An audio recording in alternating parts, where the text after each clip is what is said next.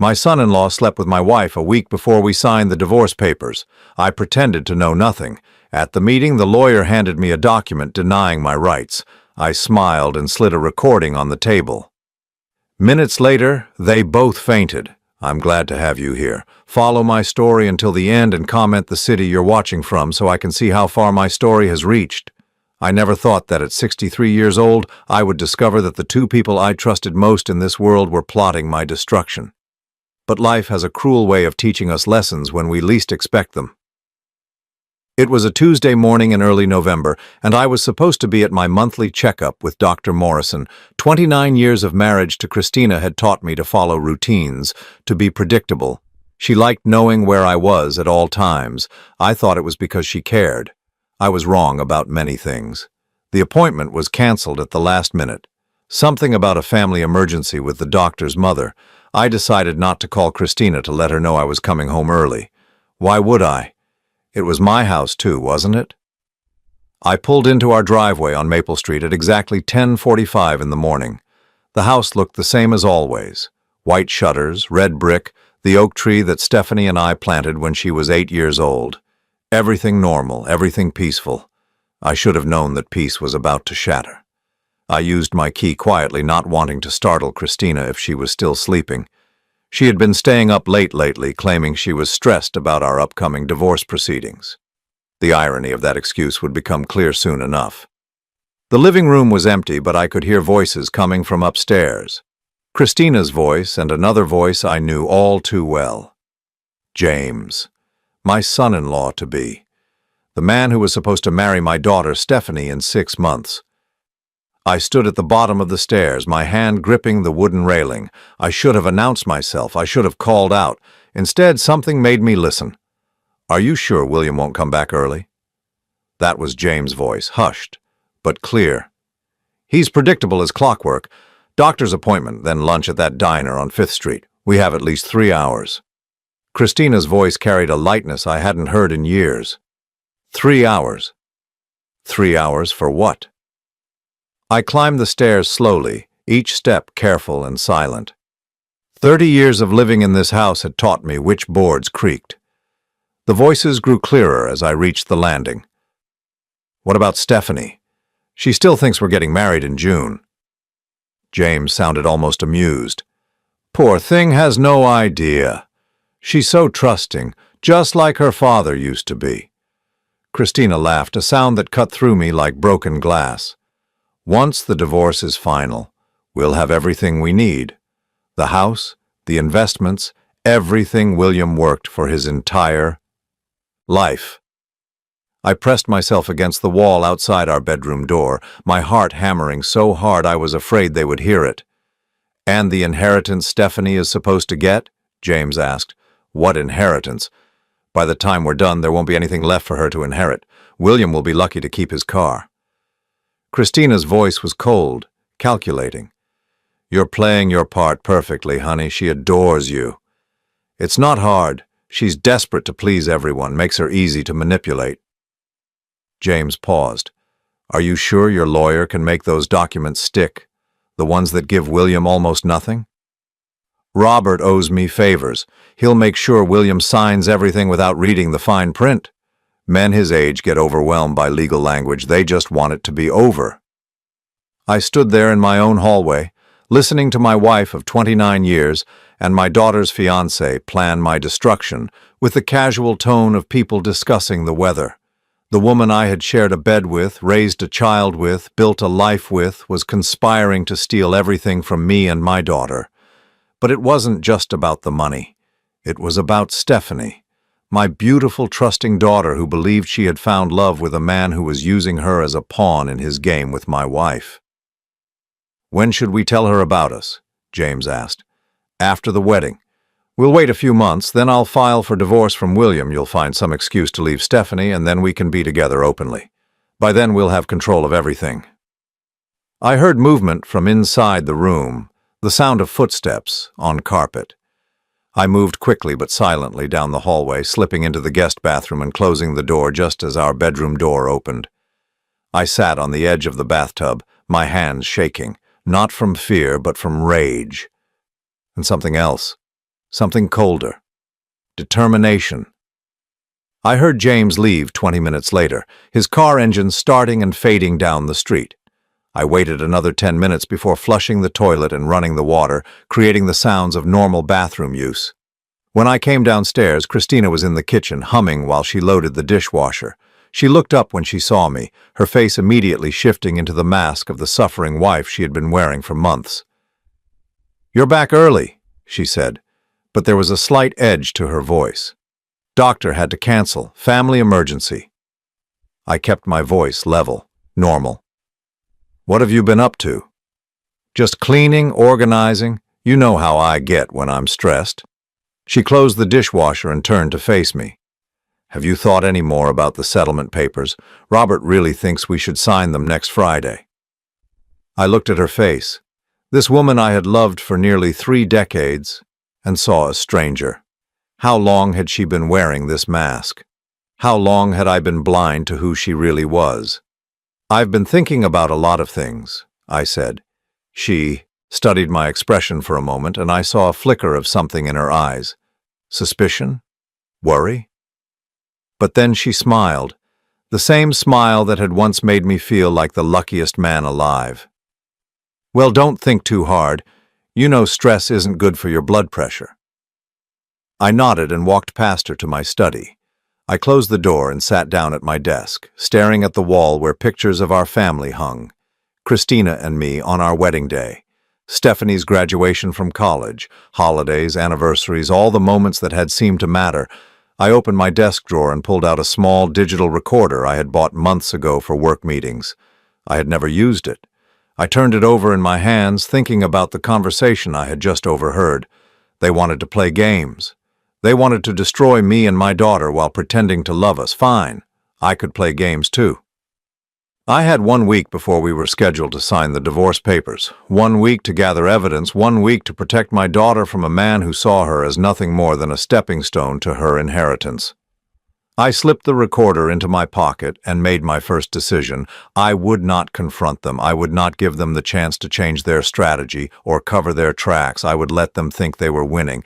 And when the time was right, when they felt most confident in their victory, I would show them exactly what happened to people who tried to destroy my family. I had been a fool for months, maybe years. But I wasn't a fool anymore. The game had begun, and they had no idea I was playing.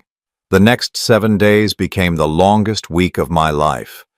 Not because time moved slowly, but because every moment required me to perform the role of a defeated husband while my mind burned with the knowledge of what was really happening in my own home. I became a ghost in my own life, invisible and watching. Wednesday morning, I watched Christina put on her makeup in our bathroom mirror. She hummed while she applied her lipstick, the same coral shade she had worn for years. I wondered how many times she had put on this same lipstick before meeting James. How many lies had those coral lips told me? "I'm having lunch with Margaret today," she said, not looking at me. "Wedding planning stuff for Stephanie." Margaret. Christina's sister who lived 3 states away and rarely visited. I nodded and made the appropriate sound of acknowledgement, but I was already reaching for my phone to text Stephanie. The text I sent was simple. "How's the wedding planning going with Aunt Margaret?" Her response came back within minutes. "What lunch with Aunt Margaret? I thought she was traveling in Europe this month." I deleted both messages and went to brush my teeth. Another lie confirmed, another piece of evidence collected. That afternoon, while Christina was out at her imaginary lunch, I went through her things. I felt dirty doing it, like I was violating something sacred. But I reminded myself that she had been violating our marriage for months. I found the receipts first, hidden in a jewelry box I had given her for our 10th anniversary. Hotel receipts dating back 8 months.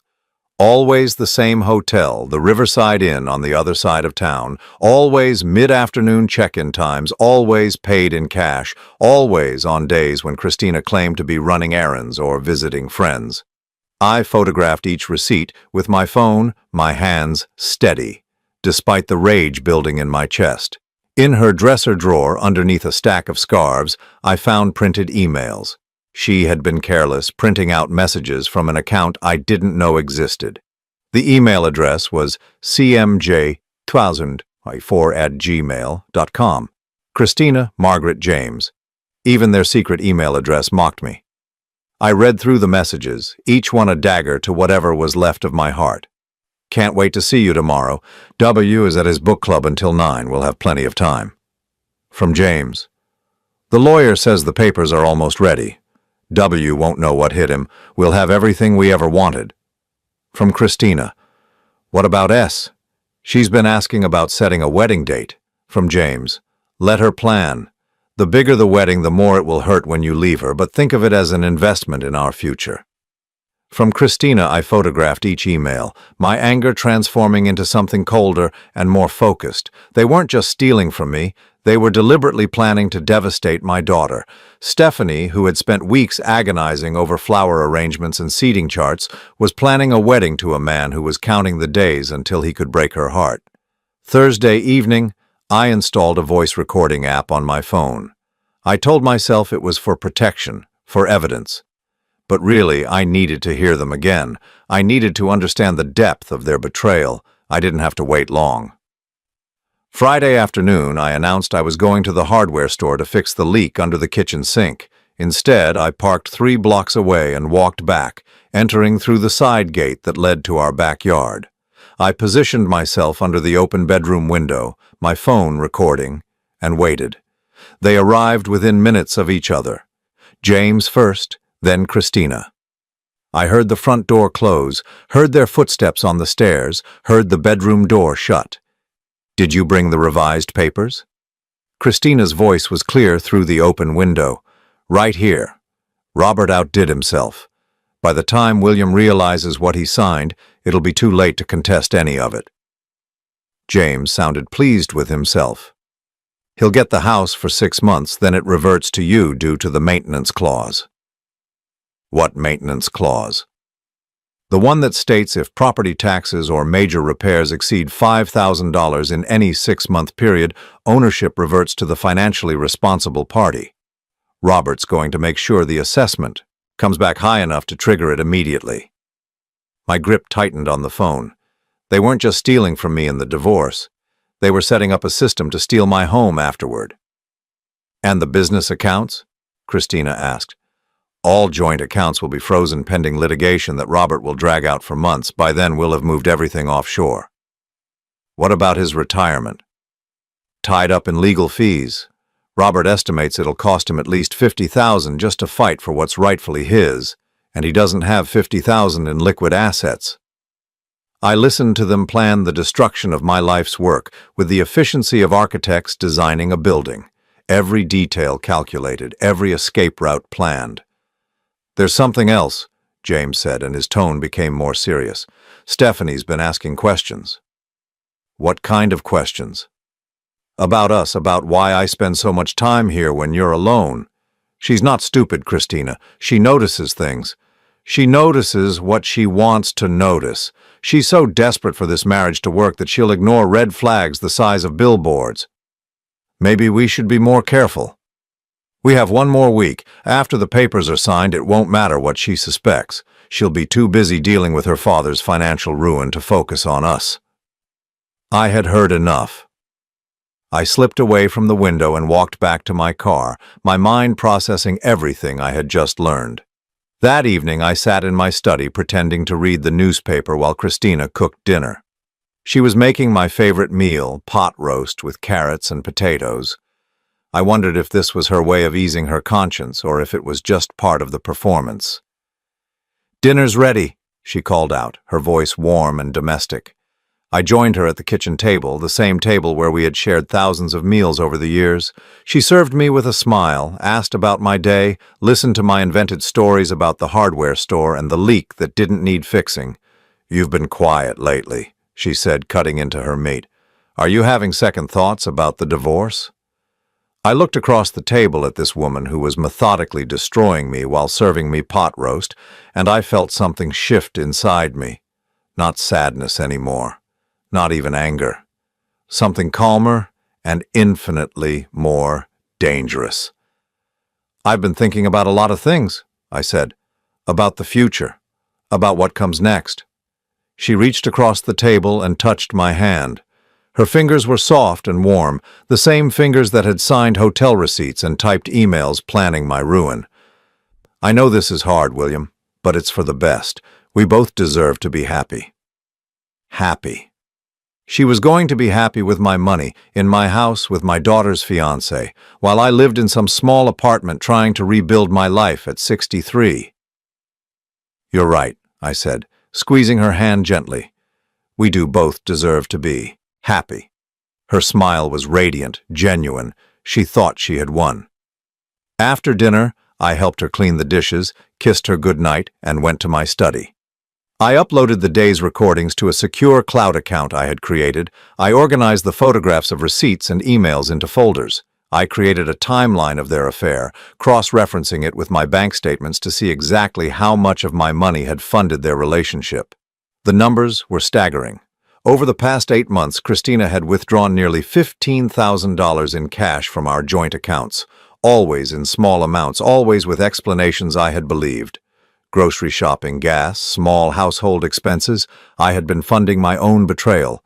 I pulled out the divorce papers Robert had sent over, the ones Christina was so eager for me to sign. I read through them carefully now, seeing them with new eyes. Every clause was designed to benefit her while appearing fair on the surface. The language was complex, deliberately confusing. But I wasn't confused anymore. I understood exactly what they were trying to do. I reached for my phone and scrolled through my contacts until I found the number I needed. David Martinez had been my lawyer for years, handling business contracts and property deals. He was expensive, thorough, and most importantly, he owed me no favors. I typed out a text message. David, I need to see you tomorrow morning. Urgent matter regarding divorce proceedings. Can you meet at 8 a.m.? His response came back quickly. Of course, my office. Everything okay? I typed back. It will be. Then I locked my phone, turned off the lights, and went upstairs. Christina was already asleep, or pretending to be. I lay down beside her in the darkness, listening to her breathing, thinking about the past 29 years. I had loved this woman. I had built a life with her, dreamed of growing old with her. I had trusted her with everything I had, everything I was.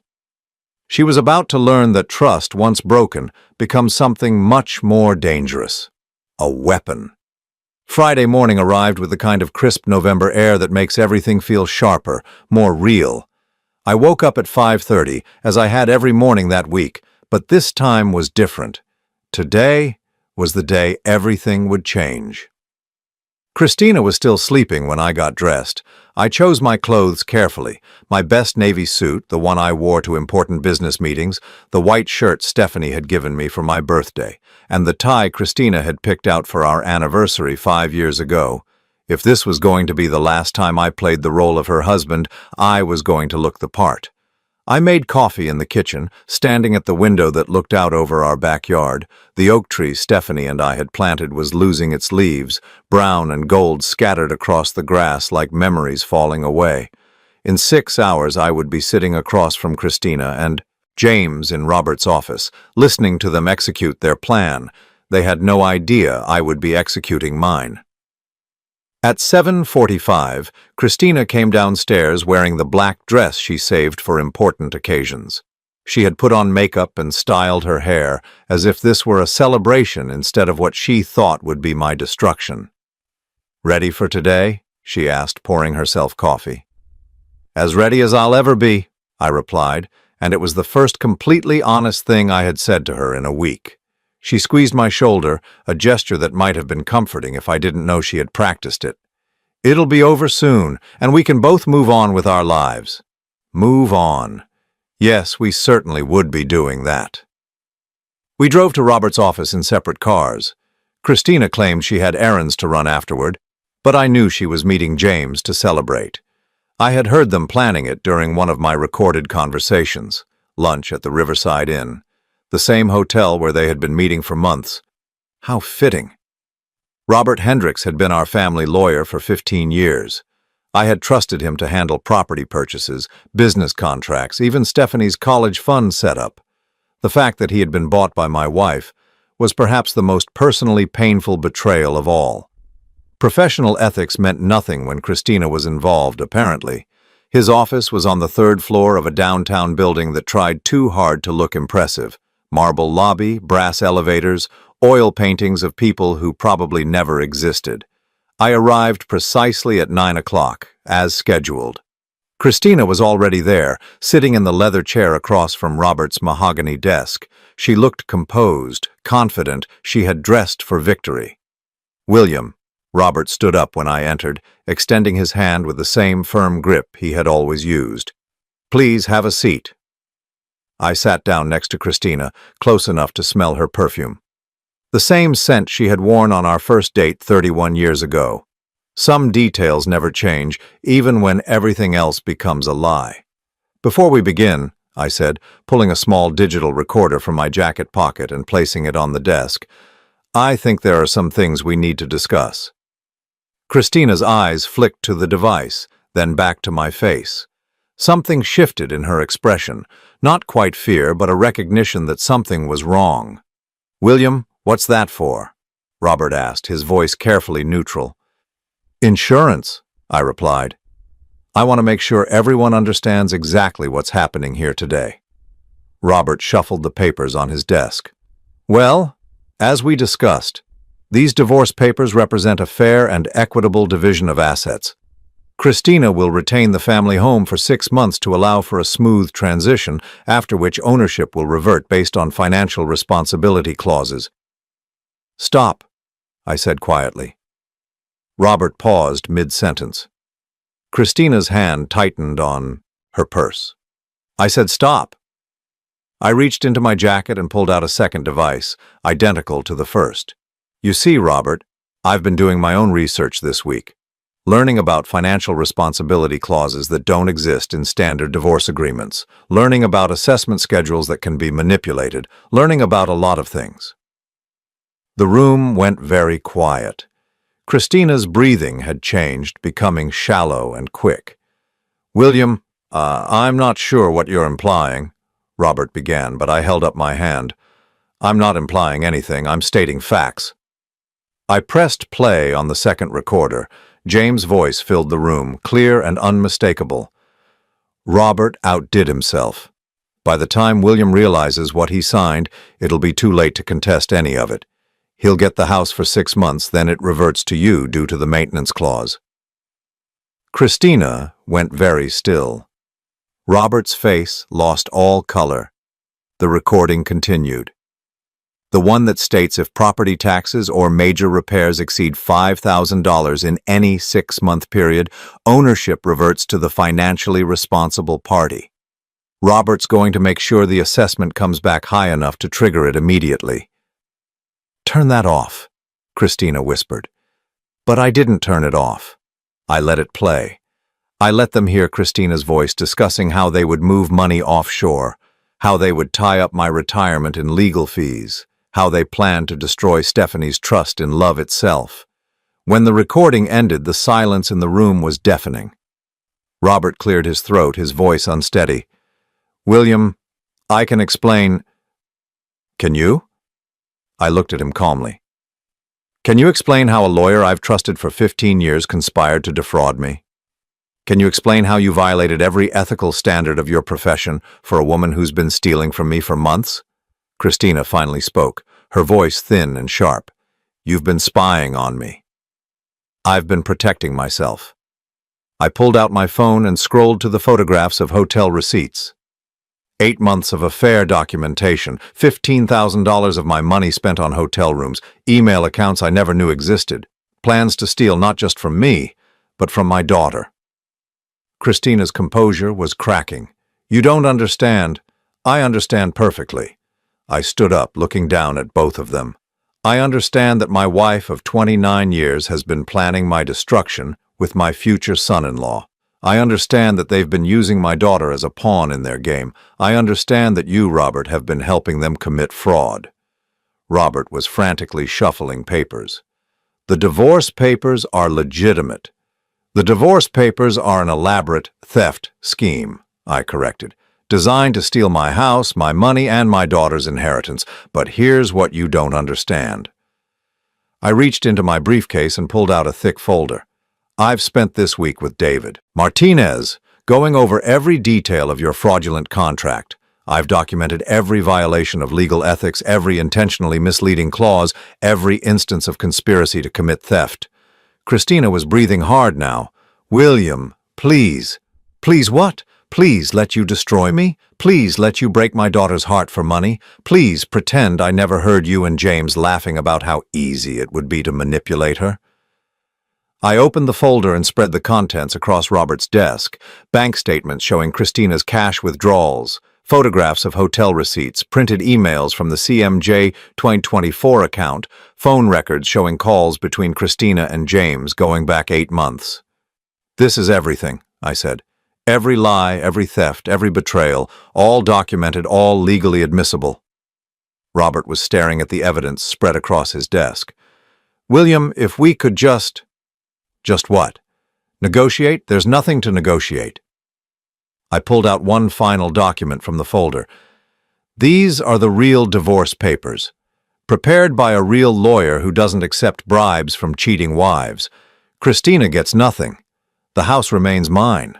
The joint accounts are frozen pending investigation of theft, and you, Robert, get to explain to the State Bar Association why you conspired to commit fraud against your own client.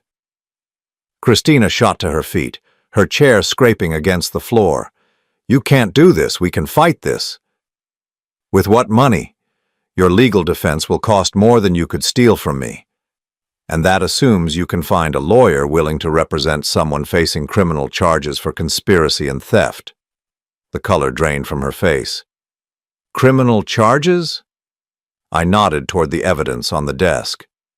$15,000 in documented theft. Conspiracy to commit fraud. Email evidence of planning to steal my daughter's inheritance. Yes, Christina, criminal charges. Robert was frantically gathering papers, as if organizing his desk could somehow organize the disaster his life had just become. William, surely we can reach some kind of agreement.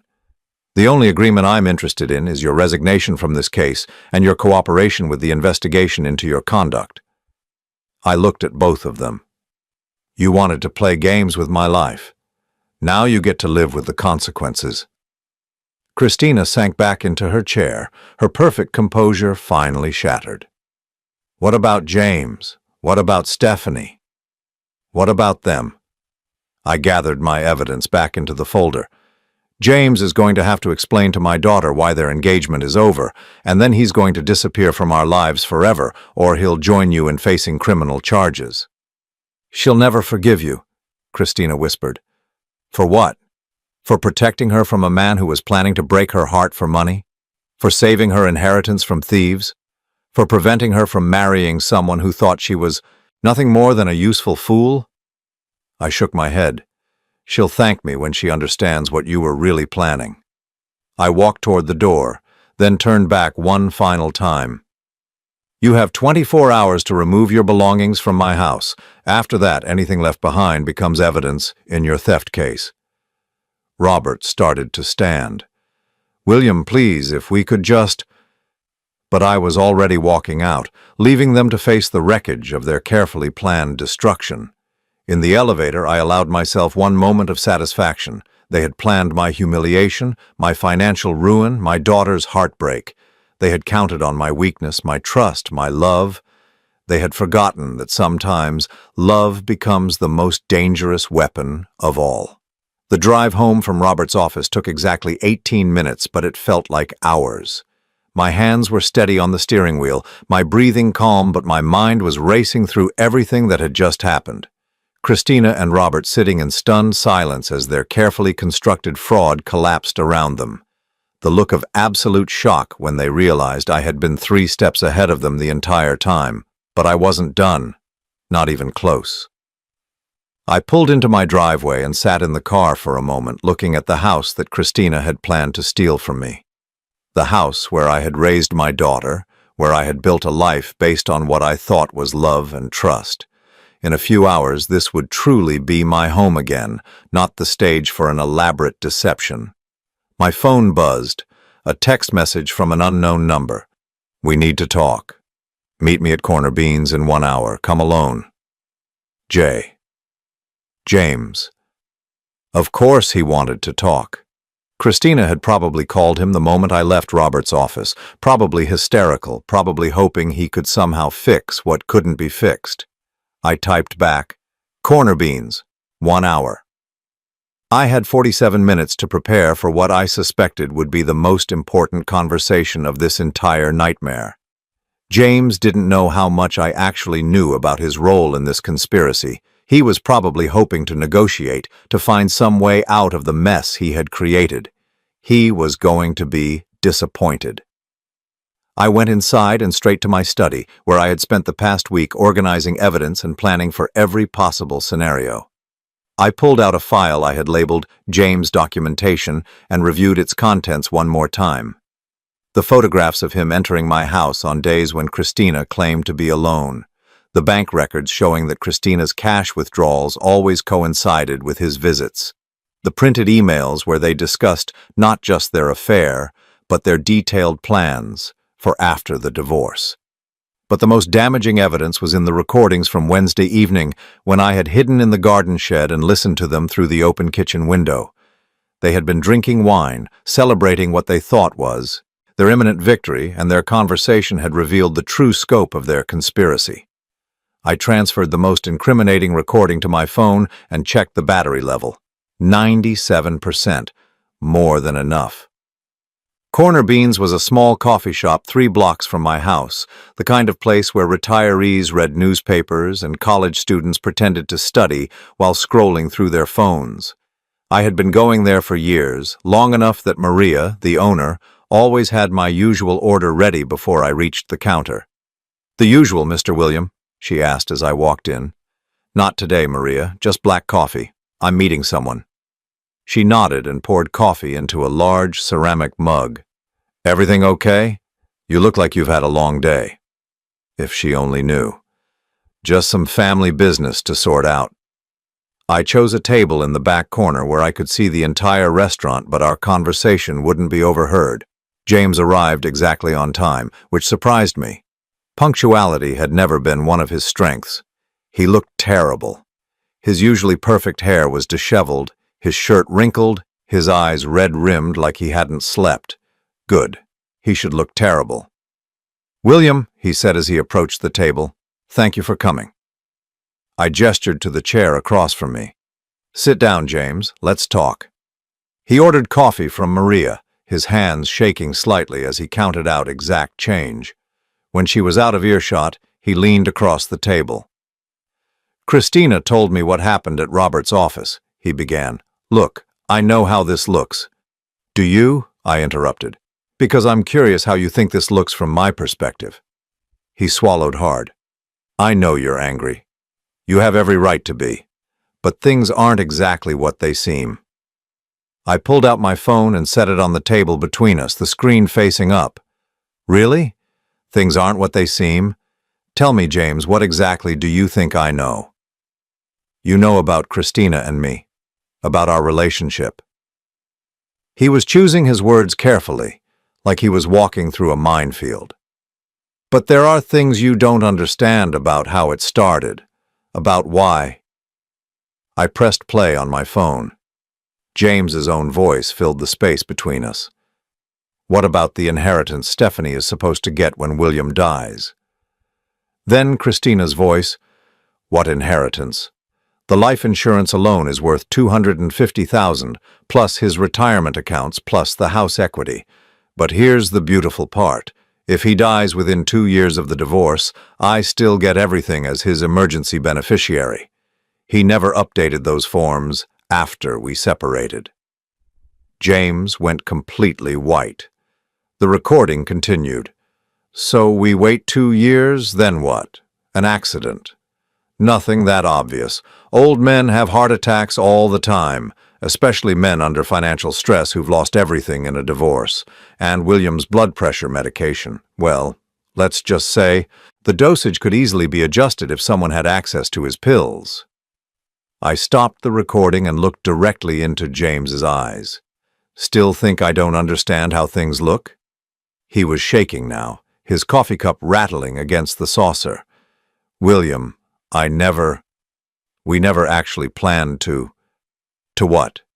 Murder me?" I kept my voice low and calm. Because that's exactly what you were planning. Christina was going to increase my blood pressure medication until my heart gave out, and you were both going to inherit everything, including the life insurance money. No, you don't understand. Christina was just fantasizing. She gets carried away sometimes. We would never actually. I played another section of the recording. The pharmacy where William gets his prescriptions doesn't require ID for pickups if you know his information. I've been getting his refills for years. It would be simple to switch out some of the pills for higher dosages. That's Christina talking, James said desperately. I never agreed to any of that. I played his response from the recording. How long would it take? For the medication to work, I mean. His face crumpled. There was no denying his own voice asking for details about how to kill me. You weren't just planning to steal my money and break my daughter's heart, I said. You were planning to murder me. And then what? Console poor Stephanie through her grief while you inherited her father's money? It wasn't supposed to happen like this, he whispered. Christina said you would never find out. She said we could have everything without anyone getting hurt. Without anyone getting hurt? I leaned forward. You were going to kill me, James. You were going to drug me to death and make it look like a heart attack. How exactly does that qualify as not hurting anyone? He buried his face in his hands. She convinced me that you were already old, that you didn't have much time anyway. She said it would be merciful, that you wouldn't suffer. The casual cruelty of it hit me like a physical blow. They had discussed my murder with the same tone they might use to discuss putting down a sick pet. Merciful, quick, convenient for everyone. And Stephanie? I asked. What was the plan for her after you killed her father? We were going to wait a year, then I was going to leave her. Christina said she would be so devastated by losing you that she wouldn't fight me for anything. She'd just want the pain to stop. I stared at him across the table. This man my daughter loved. This man who had sat at my dinner table, who had called me Dad in moments when he thought no one else was listening. He had been planning to murder me and destroy my daughter simultaneously. How long? I asked. How long have you been planning this? Since last Christmas, he admitted. Christina approached me first. She said Stephanie had talked about how much money you had saved, about the life insurance, about the house value. She said it was a shame that money would be wasted on an old man who didn't even appreciate what he had. And you agreed to seduce my daughter for money? It started as just information gathering. Christina wanted to know about your finances, your habits, your health. But then we started spending time together, and one thing led to another. You fell in love with my wife while lying to my daughter. I know how it sounds, he said miserably. But Christina made it seem so logical. She said you were already planning to divorce her anyway, that this would just speed up the inevitable. I pulled out the folder of evidence I had brought and spread some of the photographs across the table. Pictures of him entering my house, receipts from their hotel meetings, printed emails discussing their plans. The inevitable, I repeated. Is that what you call conspiracy to commit murder? He stared at the evidence, his shoulders sagging with defeat. What do you want, William? Money? I'll disappear from Stephanie's life. I'll never contact any of you again. Just please don't go to the police. What I want, I said, standing up from the table, is for you to understand something very important. You tried to destroy my family. You tried to murder me. You tried to steal my daughter's inheritance and break her heart, and you thought you could get away with it because you believed I was weak. I gathered the photographs and put them back in the folder. But here's what you didn't count on. I'm not just Stephanie's father. I'm a man who has spent his entire life working, saving, planning for his daughter's future. And when someone threatens my daughter's future, I become very dangerous. I pulled out a business card and placed it on the table in front of him. That's Detective Maria Santos with the Fraud Division. She's expecting your call within 24 hours. You're going to tell her everything, every detail of your conspiracy with Christina, every conversation about murdering me, every plan to steal from my daughter. And if I don't, then she'll arrest you anyway, but the charges will be much more severe. Right now, you're looking at conspiracy to commit fraud and conspiracy to commit murder. If you cooperate, you might avoid the death penalty. James picked up the business card with trembling fingers. What about Christina? Christina made her choice when she decided to turn my marriage into a murder plot. She'll face the same charges you do. I walked toward the door, then turned back one final time.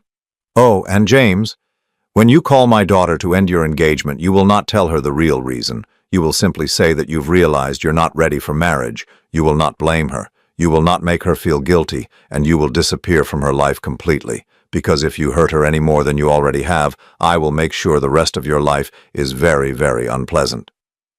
I left him sitting at that table, staring at Detective Santos's business card and contemplating the wreckage of the life he thought he was going to steal. Outside, I called Stephanie. "Hi, Dad," she answered on the second ring, her voice bright and happy. "How did the meeting go today?" "It went exactly as planned," I said. "Honey, I need you to come over to the house tonight. There are some things we need to discuss." "Is everything okay?" I looked back through the window of Corner Beans, where James was still sitting with his head in his hands. "Everything is going to be fine," I told my daughter. "Finally." Stephanie arrived at 7:30 that evening, exactly when I had asked her to come. I watched her pull into the driveway from my study window, noting how she took a moment to check her reflection in the rearview mirror before getting out of her car. She was nervous. She had sensed something in my voice during our phone call, that subtle tension that children learn to recognize in their parents no matter how old they become. I met her at the front door, and for a moment I just looked at her. My daughter. 32 years old, beautiful, intelligent, trusting. She was wearing the blue sweater I had given her for her birthday and the engagement ring that James had chosen with my wife's help. How many layers of deception were wrapped around that simple piece of jewelry. "Dad, you're scaring me," she said, stepping inside and giving me a hug. "You look like someone died." In a way, someone had. The family she thought she knew had died today in Robert's office. "Come sit down, sweetheart," I said, leading her to the living room. "We need to talk." She settled onto the couch, the same couch where she had told me about James 2 years ago, where she had excitedly shown me her engagement ring 6 months ago, where she had spent countless hours as a child watching cartoons and doing homework. So many memories in this room. Soon, there would be one more. "Dad, what's going on? You're really freaking me out." I had rehearsed this conversation a dozen times in my head, but sitting across from her now, looking into her trusting brown eyes, I realized that no amount of preparation could make this easy. "Stephanie, what I'm about to tell you is going to be very difficult to hear, but I need you to listen to everything before you react, okay?" She nodded, but I could see the fear growing in her expression. "Your mother and I are getting divorced. That much you know. What you don't know is why. Dad, you don't have to explain your marriage to me. I understand that sometimes people just grow apart. Stephanie," my voice was gentle but firm, "your mother has been having an affair." She blinked, processing this information. "An affair? With who?" The question I had been dreading, the answer that would shatter her world. "With James." For a moment she didn't react at all. She just stared at me as if the words hadn't quite reached her brain yet. Then she laughed, a short, disbelieving sound. "That's not funny, Dad. Why would you say something like that?" "Because it's true." "No." She shook her head vigorously. "No, that's impossible. James loves me. We're getting married in June. He wouldn't, and Mom would never." Her voice trailed off as she saw the expression on my face. I pulled out my phone and opened the first recording. "I'm going to play something for you, and I need you to listen carefully." Christina's voice filled the room. "Poor thing has no idea. She's so trusting, just like her father used to be. Once the divorce is final, we'll have everything we need." Then James. "And the inheritance Stephanie is supposed to get?" "What inheritance? By the time we're done, there won't be anything left for her to inherit." Stephanie's face went completely white. She pressed her hands against her ears. "Stop. Stop it. That's not real. That's not them." But I didn't stop. I played the conversation about using her for financial information. I played their discussion of waiting until after the wedding to reveal their relationship. I played James, calling her desperate to please everyone and easy to manipulate. When the recording ended, Stephanie was crying silently, tears streaming down her face without sound. "There's more," I said quietly. "Much more." I played the recording from Wednesday night, the one where they discussed my murder. I watched my daughter's face change from heartbreak to horror as she listened to the man she loved discussing the best way to kill her father. When that recording ended, she bolted from the couch and ran to the bathroom. I could hear her being sick, retching violently. I waited, giving her time to process what she had just learned. She came back 15 minutes later, her face blotchy and red, her hands shaking. "How long have you known?" she whispered. 1 week. "I discovered their affair last Tuesday." 1 week. She wiped her nose with a tissue. "You've known for 1 week that my fiancé was cheating on me with my mother, and you didn't tell me? I needed evidence. I needed to protect you from what they were really planning." "Protect me?" Her voice was rising now, anger mixing with the grief. "Protect me from what? From knowing the truth, from making my own decisions?" I understood her anger. She felt betrayed by everyone, including me. "Stephanie, if I had told you immediately without proof, would you have believed me?" She opened her mouth to answer, then closed it. We both knew the answer. She would have thought I was trying to sabotage her relationship out of spite or jealousy. "They were planning to steal your inheritance," I continued. "Not just the money from the divorce, but everything. They wanted to murder me and take the life insurance money, the house, everything I've saved for your future." "Murder you?" She looked up at me with red-rimmed eyes. "They were actually planning to kill you?" I nodded. "Christina was going to tamper with my blood pressure medication, make it look like a heart attack." Stephanie buried her face in her hands. "I don't understand. How could Mom do this? How could James do this? I thought he loved me." The pain in her voice was unbearable. This was what I had been trying to protect her from, this moment when she realized that the two people she trusted most had been systematically betraying her. "I'm so sorry, sweetheart. I know how much you loved him." "Loved him?" She looked up at me, and I saw something I had never seen in my daughter's eyes before. Pure rage. "I didn't love him. I loved a lie. I loved a character he was playing. The real James is a man who was planning to murder my father for money." She stood up abruptly and started pacing the room. "How could I have been so stupid? How could I not have seen it?" "You weren't stupid. You were trusting. That's not the same thing." "Trusting?" She laughed bitterly. "Right. Trusting enough to give him access to our bank account information. Trusting enough to tell him about your investments, your insurance policies, your medical conditions. God, Dad, I helped them plan your murder and I didn't even know it." The guilt in her voice broke my heart. "Stephanie, this is not your fault." "Isn't it? I'm the one who brought him into our family. I'm the one who told Mom how wonderful he was, how perfect he was for me. I'm the one who gave them the opportunity to destroy everything." She sank back onto the couch, crying harder now. "What am I going to do? How am I going to face people? How am I going to explain why the wedding is canceled? Everyone's going to want to know what happened. You don't owe anyone an explanation. The only thing that matters is that you're safe now." "Safe?" She wiped her eyes. "Dad, I was going to marry a man who was planning to kill my father. I was going to spend my life with someone who thought murdering you would be merciful. How is that safe?" My phone buzzed. A text message. I glanced at the screen and saw James's name. "It's him," I said. Stephanie's entire body tensed. "What does he want?" I read the message aloud. "I told Detective Santos everything. I'm leaving town tonight. I'm sorry, Stephanie. You deserve better than what I am." She stared at me for a long moment.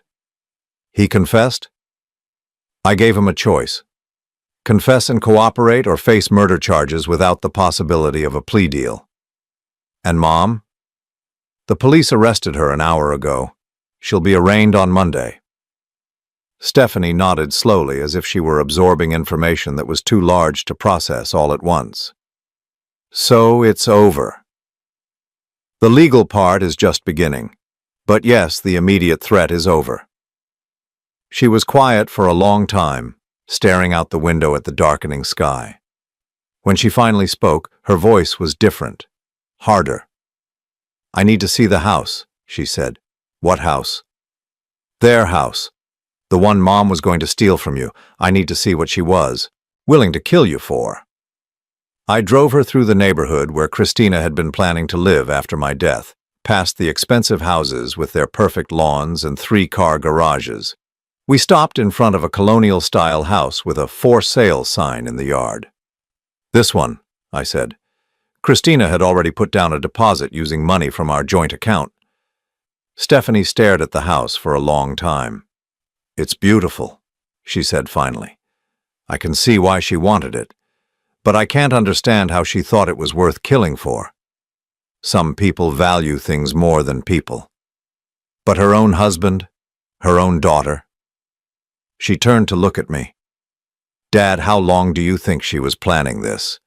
When do you think she stopped loving us and started seeing us as obstacles?" It was a question I had been asking myself for days. "I don't know, sweetheart. Maybe she never really loved us at all. Maybe we were always just useful to her." 32 years of my life," Stephanie whispered. 32 years thinking I had a mother who loved me." "You did have a mother who loved you, just not the one you thought you had." She nodded, understanding what I meant. The mother she remembered from childhood, the one who had packed her lunches and helped with homework and kissed her scraped knees, that woman had been real once. But somewhere along the way, that woman had been replaced by someone who could plan her own husband's murder while serving him pot roast. As we drove home, Stephanie was quiet again.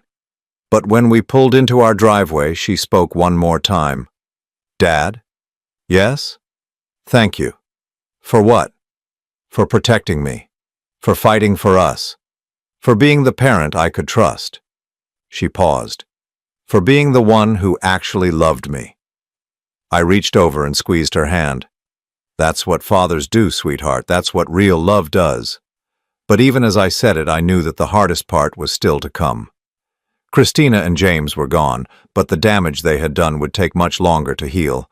My daughter would never trust love the same way again, and that was a wound I couldn't protect her from. 6 months later, I stood in my kitchen making coffee and watching the morning sun filter through the windows that Christina would never see again. The house felt different now, lighter.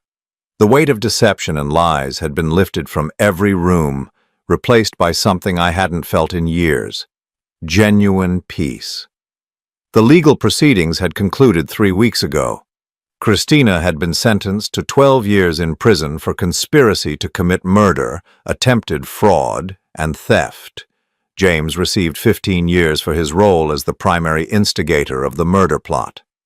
Robert lost his law license and faced his own criminal charges for conspiracy to commit fraud. The local newspaper had covered the story extensively. "Local woman planned husband's murder for insurance money," read the headline. But I had stopped reading the articles after the first few. The details of their betrayal were no longer important to me. What mattered was that justice had been served, and my family was safe. Stephanie had moved back into her childhood bedroom temporarily while she figured out her next steps. The transition hadn't been easy for either of us. She had good days and bad days, days when she seemed to be healing and days when the betrayal felt fresh and raw. But she was stronger than I had given her credit for, and she was rebuilding her life piece by piece. "Morning, Dad," she said, coming into the kitchen wearing pajama pants and one of my old college sweatshirts. At 32, she could still look like the little girl who used to steal bacon from my plate when she thought I wasn't looking. "Morning, sweetheart. Coffee?" "Please." She settled at the kitchen table, the same table where Christina had served me pot roast while planning my murder. We had talked about getting rid of the furniture, replacing everything that carried memories of the past, but Stephanie had convinced me otherwise. "These are our memories too," she had said. "The good ones shouldn't disappear just because she poisoned some of them." She was right, as she usually was. The kitchen table had been the site of thousands of family meals, homework sessions, heart-to-heart conversations. Christina couldn't steal those memories, just as she couldn't steal the love between father and daughter that had survived her attempts to destroy it. I poured coffee into 2 mugs and sat down across from Stephanie. She was scrolling through something on her phone, and I could see from her expression that it was good news. "The job came through," she announced, looking up with the first genuine smile I had seen in months. "Marketing director at Henderson Creative. I start Monday." "That's wonderful, honey. I'm proud of you." It had taken her 4 months to find the courage to start job hunting again. The scandal had made some employers hesitant to hire her, worried about the negative publicity. But Henderson Creative was a small, progressive firm that valued talent over gossip, and they had offered her exactly the kind of creative challenge she needed to rebuild her confidence. "It means I'll need to find my own place again," she said, studying my reaction. "I know you've enjoyed having me around." "I've loved having you around," I corrected, "but I also want you to have your own life, your own space to heal and grow." She nodded, but I could see the uncertainty in her eyes. The betrayal had shaken her confidence in ways that went far beyond romantic relationships. She questioned her judgment about everything now, second-guessing decisions that would have been automatic before. "Dad, can I ask you something?" "Of course." "Do you think I'll ever be able to trust someone again? Romantically, I mean." It was a question she had asked in various forms over the past 6 months, and I never had an easy answer. James had damaged something fundamental in her ability to believe in love, and that wound would take time to heal. "I think," I said carefully, "that you'll learn to trust differently. You'll be more careful, more observant. You'll look for consistency between words and actions, and that's not necessarily a bad thing. But what if I become so careful that I never let anyone get close? Then you'll miss out on love, and that would be the real tragedy. Stephanie, what James did to you was evil, but letting his evil prevent you from ever loving again would be letting him win." She considered this, sipping her coffee thoughtfully. "Sometimes I wonder if there were signs I missed. Red flags I ignored because I wanted the relationship to work so badly. Probably. But that doesn't make you foolish, it makes you human. Mom missed signs too, or ignored them, or—" She paused, struggling with the complexity of her feelings about Christina.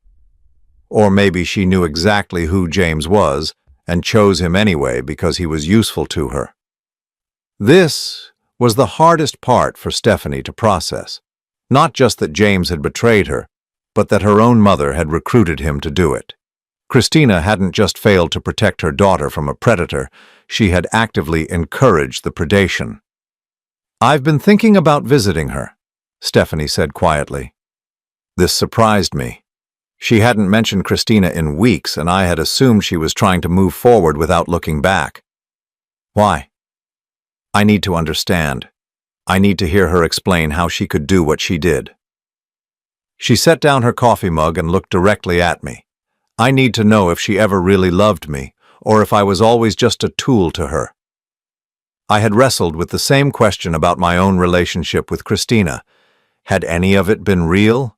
The early years of our marriage, the joy when Stephanie was born, the quiet moments of companionship that had made me believe we had built something meaningful together? "Do you think her answer would change anything?" I asked. "Maybe. Maybe not. But I think I need to hear it to move forward." I nodded. "Then you should go, but take care of yourself. Don't let her manipulate you or make you feel guilty for her choices." "She can't hurt me anymore, Dad. The worst thing she could do to me she's already done. There's nothing left for her to take."